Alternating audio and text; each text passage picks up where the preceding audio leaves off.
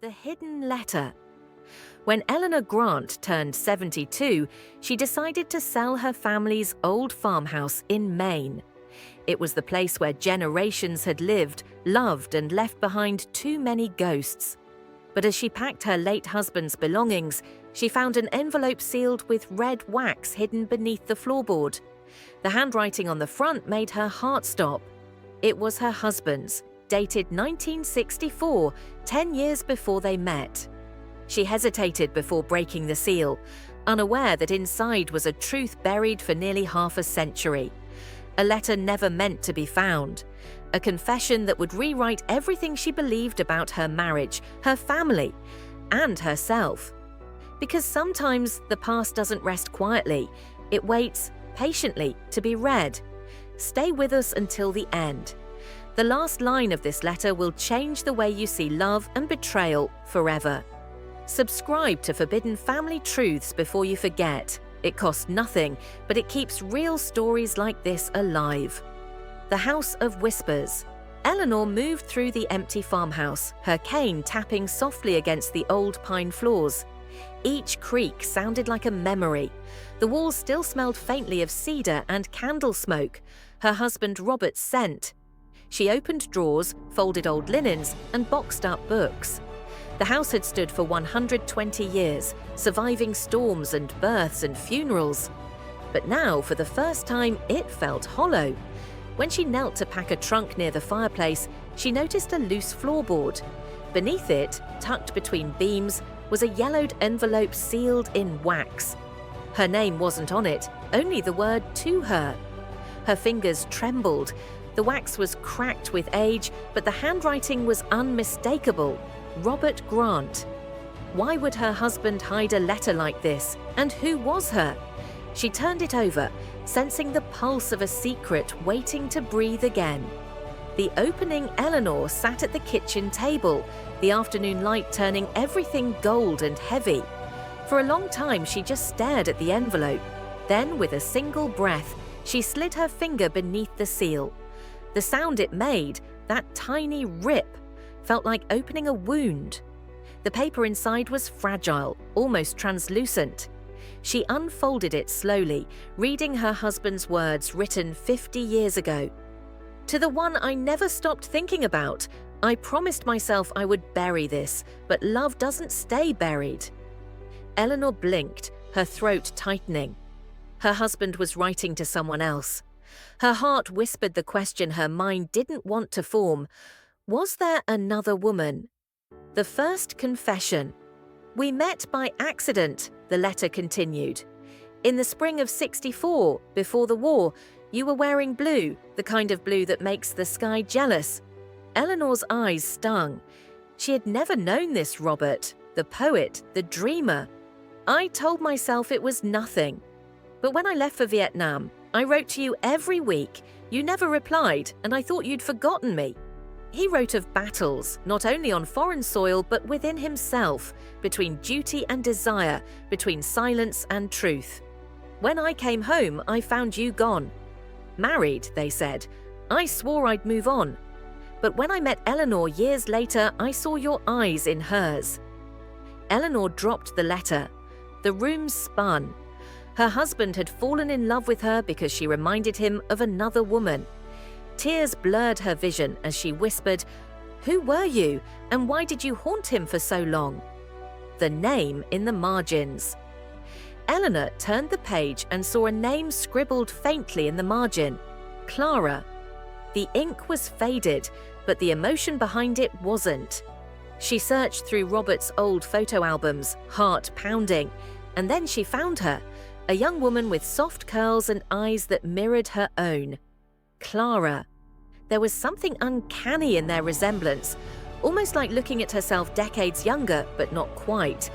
And then a realization cut through her like lightning. Clara wasn't a lover, she was family. Eleanor's pulse quickened as she returned to the letter. "You deserved to know, Clara. She never told you I was your father, and I wasn't brave enough to claim you." The paper trembled in her hands. Her husband had a daughter. The unspoken promise. Eleanor sat in silence for hours. The air grew cold around her. Robert had lived an entire life beside her, one filled with laughter, trust, and secrets. "I built a life with Eleanor," the letter continued, "not to erase you, but because she reminded me of you. I saw forgiveness in her eyes before I ever earned it." He wrote about trying to find Clara, but never succeeding. "If she's alive when I'm gone, tell her I kept every photograph." I never stopped loving her mother, or her Eleanor pressed the letter to her chest. The ache of betrayal blended with an unexpected tenderness. Maybe love isn't pure, maybe it's flawed, human, and still sacred. But now, one question remained. Was Clara still alive? Chapter 6. The search begins. For days, Eleanor combed through records, searching for any trace of Clara. She visited libraries, sifted through census archives, and followed paper trails across decades. Every lead ended cold until she found an obituary from 1998.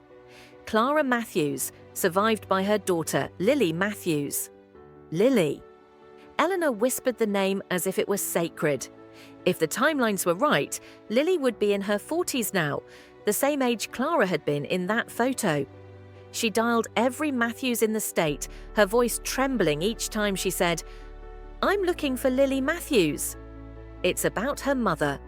Most hung up, one didn't. A calm, cautious voice said, "This is Lily. Who's calling?" Chapter 7. The meeting. Lily agreed to meet her 2 days later in a small cafe overlooking the ocean. When Eleanor saw her, the resemblance was undeniable. The same grey eyes, the same quiet strength. They sat across from each other, two strangers connected by a secret neither had chosen. Eleanor slid the letter across the table. "This belonged to your grandfather." Lily's hands trembled as she read. Tears welled in her eyes. "My mother never spoke of him. She said he died before I was born." Eleanor shook her head gently. "He lived a long life, and he carried you in his heart until the end." The younger woman wept. "Then maybe he wasn't the villain she believed." Eleanor smiled sadly. "None of us are, my dear. We're just people who loved imperfectly." Chapter 8. The photograph. Lily returned to the farmhouse a week later. Together they placed Clara's photograph and the letter inside an old cedar box. Eleanor whispered, "Now both of them can rest."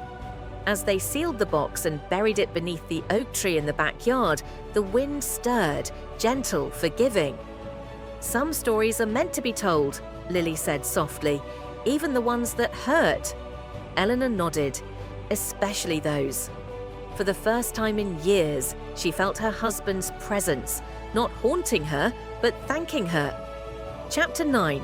The ring before leaving, Lily handed Eleanor a small velvet pouch. Inside was a gold ring, simple, worn, and engraved with 2 letters, R plus C. "My mother kept this," Lily said.